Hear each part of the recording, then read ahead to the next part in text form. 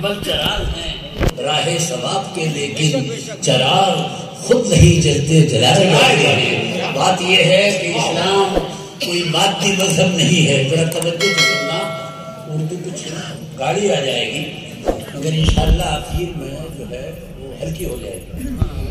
اسلام مادی نہیں روحانی مذہب ہے۔ توڑ پھوڑ مادیات میں ہوتی ہے، روحانیت میں نہیں ہوتی۔ کیا بات یہاں تک سمجھے؟ جی تو نیچے اتر کے آؤں، وہیں سے سمجھتے رہیے، ہم نیچے بھی اتر جاتے ہیں عوام کی خاطر۔ اسلام مادی نہیں روحانی مذہب ہے، توڑ پھوڑ مادیات میں ہوتی ہے۔ یوں سمجھیے کہ بندوق کی گولی سے جسم زخمی ہوتا ہے مگر روح زخمی نہیں ہوتی۔ پھول کو کتنا ہی مسلیے، پتیوں پہ اثر پڑے گا، خوشبو پہ نہیں پڑے گا۔ جتنا مسلو گے کیا بات، خوشبو اور پھیلے گی۔ کسی نے کہا تھا کہ حیات اور نکھرتی ہے حادثات کے بعد۔ زخم کھانے کی عادت ڈالو، زخم کو چھوڑو، کچھ وقت کی قربانی دو۔ جی 24 گھنٹے ہوتے ہیں نا، کیا بات ہے، یہ بھی کسی سے پوچھ کے بتاؤ گے؟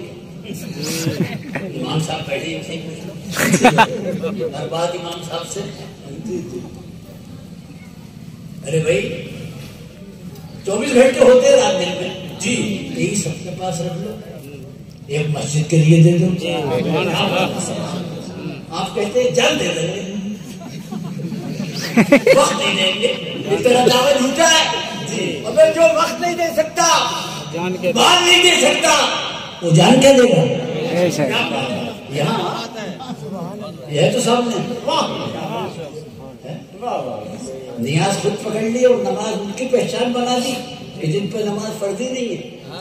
جی ابے ان کی پہچان بنا دی تم نے نماز کہ جن پہ فرضی نہیں ہے، ایمان والے پہ ہے نا۔ جی ماں ایمان کا خالی تو کھانا تو خالی ہے۔ جی اما جن پہ فرض نہیں ہے انہوں نے روٹے توڑ دی ہے، مسجدوں کی چڑھائیاں پھاڑ دی۔ آپ جمعے پہ جلوہ دکھا رہے ہیں، آپ سے ملاقات کیجیے، دکھتی رکھ پہ ہاتھ رکھ رہا ہوں۔ اچھا کیا بات ہے، ہمارے جذبات سے نہیں کھیلنا اور انعام بھی نہیں لینا ہے، جو کچھ لوں گا ان سے لینا۔ بیٹھے میرے قریب میں، بہت اچھا حضرت، بہت اللہ سلامت رکھے۔ اعلیٰ حضرت کا نام لو، جی ہے نا، تو ان کی تعلیم پہ عمل بھی لو۔ مسجد جاتے تھے تو چھوٹے چھوٹے قدم اٹھاتے تھے تاکہ قدموں کی تعداد بڑھ جائے تو ثواب میں بھی اضافہ ہو جائے۔ جس ذات گرامی کا قل ہونے والا ہے وہ ہے شیخ احمد سرہندی، لقب ہے مجدد الفسانی۔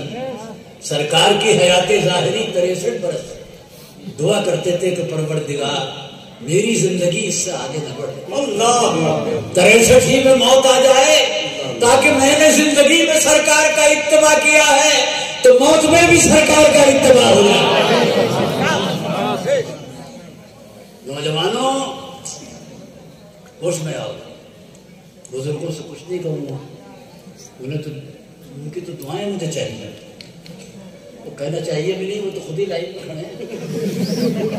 کیا پتا کب ٹکٹ ملے اور کب مسجد سے اعلان ہو جائے کہ خدا بخشے بہت سی خوبیاں بھی مرنے والے ہیں۔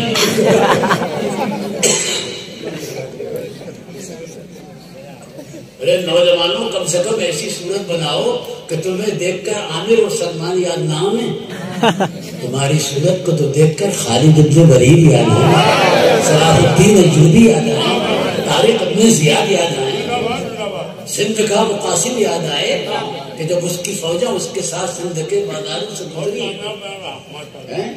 تو سندھ کے غیر مسلموں نے ان کے کردار کا اندازہ لگانے کے لیے اپنی خوبصورت عورتوں کو سجا بنا کے چھت پہ، جی جو فاتح کسی ملک میں داخل ہوا اس نے عورت کی آبروری سے کی، عصمت دری کی، مگر یہ تو نئے فاتح تھے، یہ آئے نہیں تھے بلکہ ان کو بھیجا گیا تھا۔ ان کا رسول بے مثال تھا تو یہ بھی بے مثال تھا۔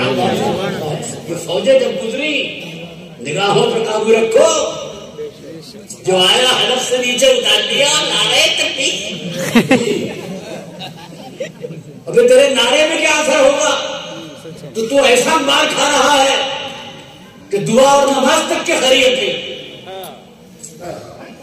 دور کے بندے کو مسکرا کے دیکھو، آپ پہ اثر نہیں پڑے گا. میں تو مفتی اعظم کا سچا غلام ہوں، 7-8 برس تک ان کے قریب رہا ہوں. میں نے ان کی خدمت بھی دیکھی ہے اور جلوت بھی دیکھی ہے. اس شان کا عالم تو میں نے دیکھا ہی نہیں. ہر ادا شریعت کے ساتھ میں بے شک پیلی بھی جا رہا تھا میں حضرت کے ساتھ. میٹر گیج تھی، چھوٹی لائن اب بڑی ہو گئی ہے. غیر مسلم بائیں ہاتھ سے کھانا کھا رہا تھا. تو اسلام صرف ایک قوم کے لیے تھوڑی ہے، تمام اقوام کے لیے. سرکار مفتی اعظم نے فرمایا ارے بھائی دانے ہاتھ سے کھاؤ، یہ تہذیب کے خلاف ہے. تو وہ کہنے لگے کہ مولانا جی میں مسلمان نہیں ہوں، میں مسلمان نہیں ہوں. تو آپ نے فرمایا کہ انسان تو ہے.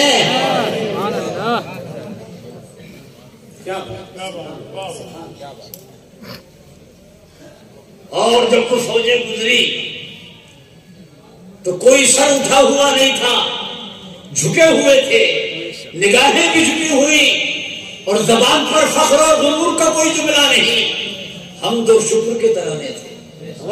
اور جب یہ فوجیں گزر گئی تو پیچھے سے آوازیں آنے شروع ہوئی، شور مچا، سجائیں. قاسم نے پوچھا یہ کیسا شور ہے؟ کہا آپ کے کردار کو دیکھ کر لوگ بلند آواز سے کلمہ طیبہ پڑھ رہے ہیں اور یہ کہہ رہے ہیں کہ قاسم ایسا ہے تو اس کا پیغمبر کہتا ہے. نعرہ تکبیر، نعرہ رسالت، مسلک اعلیٰ حضرت اور سے بشیری. تو میں کیا عرض کر رہا تھا؟ ذہن کام بھی نہیں کرتا میرا، تو میں ختم کرنے والا ہوں. آپ بے فکر رہی، آپ کو کچھ کہنے کی ضرورت نہیں پڑے گی. جزاک اللہ کی گھنٹی بھی نہیں آئے گی، ہے نا. ایک انار سب بیمار، اللہ سب کو صحت کاملہ اور شفائے عاجلہ عطا فرمائے. میرے بزرگوں اور بھائیوں، دنیا کتنی ہی ترقی. ہاں تو میں یہ کہہ رہا تھا کہ بندوق کی گولی سے جسم زخمی ہوتا ہے، روح پر کوئی اثر نہیں پڑتا. جی پھول کو مسئلے خوشبو اور پھیلے گی. آپ ہوا میں فائر کیجیے تو ہوا کا کچھ بھی نہیں بگڑے گا. ہو سکتا ہے کہ دیوار یا مکان سے ٹکرا کر آپ کی گولی آپ ہی کے بدن پہ لگ جائے، ہے نا. تو یہ سمجھیے کہ اسلام ایک پاکیزہ ہوا ہے، ایک خوشبو ہے، ایک روشنی ہے. کیا بات. اور ان چیزوں کی ضرورت کسی ایک قوم کو نہیں ہے بلکہ پوری دنیا کو. امریکہ اور اس کے اتحادیوں نے عراق پر یہ سوچ کر بمباری کی تھی کہ ہم اسلام پر بمباری کر رہے ہیں. اسلام پر تو ہلکی خراش بھی نہیں آئی، ان کی ہی بارود خراب ہو گئی، ہے نا. اس لیے کہ اسلام نہ عراق کا نام ہے، نہ ایران کا نام ہے، نہ افغانستان کا نام ہے، نہ آگرے کے تاج محل کا نام ہے، نہ دہلی کے لال قلعے کا نام ہے، نہ مہرولی کے قطب مینار کا نام ہے. اسلام تو قانون الہی کا نام ہے، اسوہ مصطفیٰ کا نام ہے، ابو بکر کے تقوی کا نام ہے، عمر کے انصاف کا نام ہے، عثمان کی فیاضی کا نام ہے، علی کی خدا ترسی کا نام ہے، حسن کی بردباری کا نام ہے، حسین کی استقامت کا نام ہے، فاطمہ کی طہارت کا نام ہے، غزالی کی جلالت کا نام ہے، غوث کی کرامت کا نام ہے، خواجہ کی ولایت کا نام ہے، علاء الدین صابر کے جلال کا نام ہے، حامد رضا کے جمال کا نام ہے، مولانا حضرت کے کمال کا نام ہے. سبحان اللہ، سبحان اللہ، ماشاءاللہ. دنیا کتنی ہی ترقی کر لے، اولیاء سے آگے نہیں نکلے گی. یہی آگے ہیں اور آگے رہیں گے. بلکہ آج کی ترقی کا جہاں دم نکلتا ہے وہیں سے تو اولیاء کا کمال شروع ہوتا ہے. آپ ایک وقت میں ایک جگہ، مگر شیخ عبد القادر جیلانی ایک وقت میں 70 جگہ. آپ کتنے ہی طویل القامت صحیح، ہاتھ کتنا ہی لمبا صحیح، آپ ہاتھ کو پھیلائیے تو صحیح 2 فٹ سے آگے نہیں بڑھے گا. مگر یہ شیخ عبد القادر جیلانی ہیں، مغرب سے ہاتھ بڑھاتے تھے تو مشرق میں ڈوبتے ہوئے جہاز کو کنارے پر لگاتے تھے. جس کے ہاتھ کا یہ عالم ہے اس کی ذات کا عالم کیا ہوگا. طرح طرح کے آلے نکل گئے ہیں. دودھ میں کتنا پانی، جس میں کتنی گرمی اور ٹھنڈک، اس کا بھی تھرمامیٹر. گھی میں کتنی ملاوٹ اس کا بھی آلہ، مگر ایک کھانا سامنے رکھا ہے. کیا کسی کے پاس ایسا آلہ ہے کہ کھانے میں ڈال کر یہ بتا دے کہ جائز کمائی کا کہ ناجائز کمائی کا؟